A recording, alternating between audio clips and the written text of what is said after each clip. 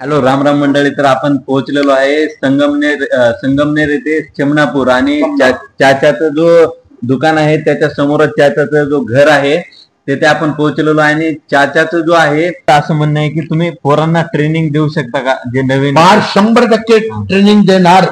तर आम्ही कारण आता एक सांगतो मी तुम्हाला, आता मला जे आपण म्हणतो ना, काय म्हणतो त्याला, चहाची नाही का ती एजन्सी, काय म्हणतो अमृततुल्य चहा. हा, अमृततुल्य. त्याला काय म्हणतो आपण, एजन्सी. त्याला तू सरळ म्हणतो काय रे आता, नाही आता ते फ्रँचायझी जे देतो आपण, तर तशी फ्रँचायझी सुद्धा मला आता चालू करायची. म्हणजे चाच्याचं म्हणणं असं आहे की तुम्ही माझ्याकडे या, मग तुम्हाला मी ट्रेनिंग देईल. त्याच्यानंतर माझ्याच नावाची जे एजन्सी आहे किंवा फ्रँचायझी आहे ते तुम्ही चालू करू शकता असं. आणि भरपूर पैसे कमवू शकता, फायदा आहे भरपूर. कारण समजा माझं इथे लोणीमध्ये एक असलं तर काही बिघडत नाही, संगमनेर मध्ये एक असलं काही बिघडत नाही. तुम्हाला सांगतो, नाशिकला असलं तरी चालेल, पुण्याला असलं तरी चालेल, नगरला असलं तरी चालेल, श्रीरामपूरला असलं तरी चालेल. एक एक एक एक आपण प्रत्येक गावामध्ये ती फ्रँचायझी देऊ शकतो आपण. तर त्याच्यावर मी सर्व केलेलं आहे. उदाहरण द्यायचं ठरलं तर ते मोठा किस्सा आहे, त्याला टाइम पुरणार नाही. तर उदाहरण द्यायचं असलं तर जे आपल्याला उत्पन्न खर्च येतो, उत्पन्नाला भरपूर खर्च येतो, तो उत्पन्न खर्च कमी कसा करायचा, रिवर्स कसा घ्यायचा, तर ते मी केलेले आहे. उत्पन्न क्वालिटीमध्ये अजिबात फरक होत नाही, क्वालिटीमध्ये अजिबात फरक होत नाही. पण माल उत्पादन करण्यासाठी त्याच्यामध्ये भरपूर फायदा होतो. तसं मी ते बी एक शोधून ठेवलेलं आहे, तो एक मार्ग आहे माझ्याकडं. तर ते त्याच्यातनं मी फ्रँचायझी देणार आहे लोकांना कालांतराने, काही दिवसांनी.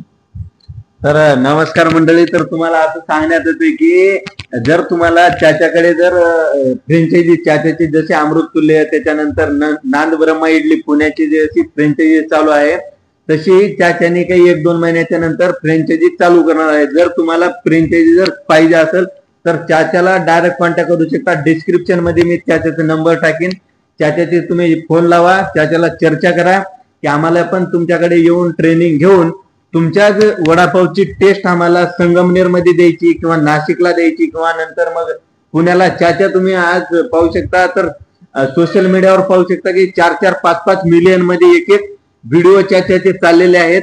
तर चाच्याची पॉप्युलॅरिटी पण बनलेली आहे. त्याच्यानुसार तुम्ही चाच्याच्या वडापावची जे क्वालिटी आहे ते क्वालिटी पण एक नंबर आहे. हे सर्व आपण कस्टमर कडून अजून रिव्ह्यू घेऊन तुम्हाला व्हिडिओ मध्ये सांगणारच आहे. तर चाच्याकडून लांबून आता जस्ट सोलापूरचे 3 लोक येऊन त्याच्याकडे वडापाव खाऊन गेले. आता जस्ट मी कुठून आलो, लातूरून 500 किलोमीटर वरून, लातूरकडून चाच्याचा व्हिडिओ घेण्यासाठी आणि चाच्याचा वडापाव खाण्यासाठी मी 500 किलोमीटर वरून गेले मंडळी. तर तुम्ही पाहू शकता या वडापावचं रहस्य लय मोठं आहे. त्याच्यामुळे तुम्ही पण हा धंदा जो आहे चालू करण्यासाठी तुम्ही चाच्याला डायरेक्ट कॉन्टॅक्ट करा आणि चाच्याची फ्रँचायझी घ्यायला तुम्हाला फास्ट जेवढं, म्हणजे तुमच्या गावामध्ये कोणाला आयडिया येण्याच्या पहिले तुम्ही ती आयडिया डोक्यात घ्या फ्रँचायझीची, आणि तुम्ही सुद्धा तो वडापाव विकू शकता. वडापावची किंमत आहे का, मी कुठपर्यंत आलो नाही करायची, काहीतरी बिझनेस करायचं. थोडक्यात मी केळ, जाम, बोर याचा धंदा केला सायकलीवर, आणि 20-30 किलोमीटर जात होतो. इथून शिर्डी 30 किलोमीटर आहे, मी बसलोय इथनं शिर्डी 30 किलोमीटर आहे. तर ते शिर्डीपर्यंत मी घेऊन जायचो. उन्हाळा लागला समजा, काकडी घ्यायची, जाम असले जाम घ्यायची, जे पाहिजे ते घ्यायचं. तुमची आईस कांडी ते घ्यायची, आईस कांडी बी घेतल्यानंतर ती विकायची. कुठं गेलो शाळेपाशी तर 2 लाल कांड्या काढायच्या आणि ते मस्त बोलायचं, लाल बावली 10ला लावली, सासूवर धावली, नवऱ्याला चावली, असं कॉमेडी करून मी विकायचे तो धंदा करायचा. तुमचा जो स्टार्टिंग पासून उद्देश होता की दुसऱ्याकडे नौकरी करण्यापेक्षा तुम्ही काय केलं, स्वतः धंदा करायचा, स्वतःचा बिझनेस करा. तेव्हापासून मग तुम्ही चालू केली दुकान वडापावची. हा, मग वडापावची दुकान चालू केली तेव्हा तुमच्याकडे काय काय होते साहित्य वगैरे? काहीच नव्हतं. कढई आणली 2-3 रुपयाची लोखंडी, भंगार मधून, ती मस्त घासून चमचमीत केली. मग झारा घेतला दुकानातून नवा, छोटासा एवढा, त्याच्यामध्ये वडे काढायचो. लय झालं तर 10 वडे बसायचे त्याच्यामध्ये, एवढे कढई. त्या टाइमला तुमचे किती वडे विकायचे? पहिल्या दिवशी तुम्ही ज्या वेळेस दुकान चालू केले तेव्हा किती वडे विकले गेले तुमचे? त्यावेळेस माझे जास्तीत जास्त पहिल्या दिवशी 30 एक वडापाव विकले. 30 वडेपाव विकले. मग तुम्हाला आनंद झाला असेल की बाबा पहिल्या दिवशी दुकान केलं? माझं कसं होतं माहितीये का, आनंद झाला मला, त्याच्याबद्दल दुमत नाही. पण माझं कसं होतं, सकाळी 7ला उठले, सायकल घेतली का गाडीगार भरायचे, जाम भरायचे, केळं भरायचे, बोरं भरायचे, काही बी करायचं, आणि 4 वाजेपर्यंत फिरून यायचं. आणि 4च्या नंतर 4:30ला हातगाडी लावायची, आणि त्या हातगाडीमध्ये ते वडे विकायचे. संध्याकाळी 6 वाजले, अंधार पाडला का बंद करून टाकायचं. मग तुमचं असं होतं की सकाळी न चालू करता तुम्ही काय करायचे, पहिल्यांदा आपला जो अगोदरचा धंदा होता तो बंद, तो धंदा चालूच ठेवला आणि दुसरा धंदा तुम्ही चालू केला. ते आपण म्हणतो ना, चालत्या रोजीवर लाट नाही मारायची, तर ती चालती रोजी तिला बंद नाही करायची.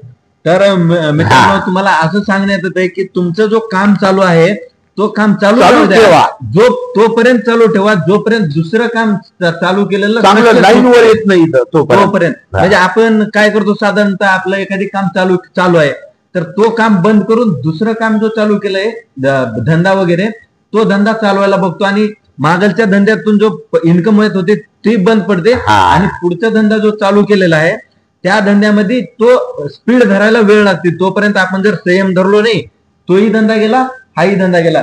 त्यामुळे तुम्हाला एवढं अन्सारीच्या त्याच्याकडून तुम्हाला हे भेटेल मोटिवेशन की तुम्ही दोन्ही धंदे ऍट ए टाइम चालू करा. हा धंदा जर कमी पैसे येत असेल, तो धंदा जोपर्यंत स्पीड पकडत नाही तोपर्यंत हा धंदा नका बंद करू, असं म्हणणं आहे त्यांचं. तर तुम्ही पहिल्या दिवशी तुमचं जो आहे 30-40 वडापाव विकले गेले, त्याच्यानंतर हळूहळू तुमची प्रोग्रेस होत गेली, आणि मग तुम्ही सोशल मीडियावर आले. मी तुम्हाला 2-3 वर्षापासून फॉलोच करतो. मी पाहिजे अन्सारी चाचाचे वडापाव कसे करतात, तुमचे डायलॉग मी पाहिजे. माझ्या मनात होता विचार की चाचाकडे एक दिवस आपल्याला दुकानावर जायचं आणि चाचाकडे वडापाव खायचे, त्याचा व्हिडिओ घ्यायचा. पण 2 वर्षापूर्वी माझा चॅनल नव्हता. चॅनल मी चालू केला 1 वर्षापूर्वी, आणि त्या काय नाव चॅनलचं? आकाश राठोड नावाचं चॅनल आहे युट्यूब. याला तुम्ही अवश्य, कारण होत करू मुलगा आहे, याला अवश्य लाईक, शेअर, सबस्क्राईब आणि सबस्क्राईब करण्यास विसरू नका. ओके.